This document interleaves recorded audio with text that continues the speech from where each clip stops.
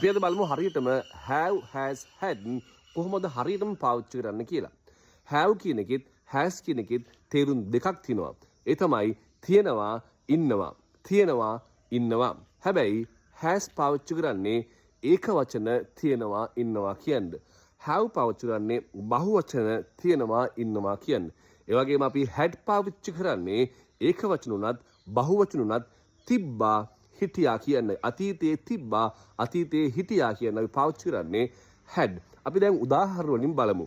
අපි කියනවා සඳුන්ට ෆෝන් එකක් තියෙනවා. සඳුන් කියන්නේ ඒක වචනයි.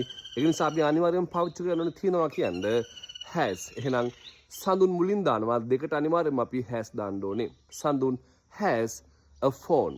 අපි කියමු සඳුන්ටයි නිමල්ටයි ෆෝන් එකක් තියෙනවා. දෙන්නෙක් නිසා බහු වචනයි අපි අනිවාර්යයෙන්ම තියෙනවා කියන්න මෙතනදී ගන්න ඕනේ have. එහෙනම් සඳුන් and Nimal have a phone.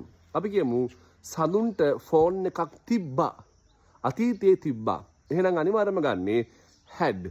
එහෙනම් සඳුන් had a phone. එහෙනම් has කියන්නේ ඒක වචන තියෙනවා ඉන්නවා කියන්නේ. have කියන්නේ බහු වචන තියෙනවා ඉන්නවා කියන්නේ. ඒක වචන උනත් බහු වචන උනත් තිබ්බා හිටියා කියන අපි ගන්නේ had. අපි තව උදාහරණයක් ගමු.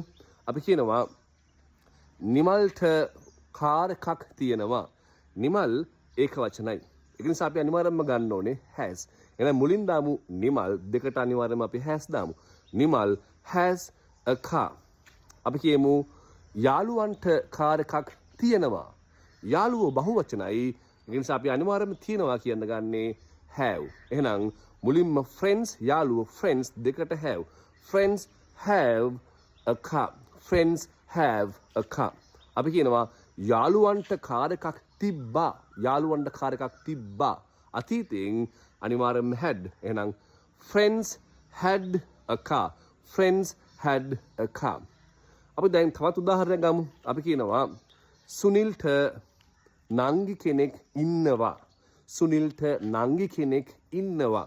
සුනිල් ඒක වචනයි. ඒක නිසා අපි අනිවාර්යයෙන්ම has ගන්නවා. Sunil has a sister. එහෙනම් ඔයගොල්ලෝ හදන්න බලන්න සුනිල්ටයි නිමල්ටයි නංගි කෙනෙක් හිටියා. සුනිල්ටයි නිමල්ටයි නංගි කෙනෙක් ඉන්නවා. හදලා දාන්න කමෙන්ට් සෙක්ෂන් එකට.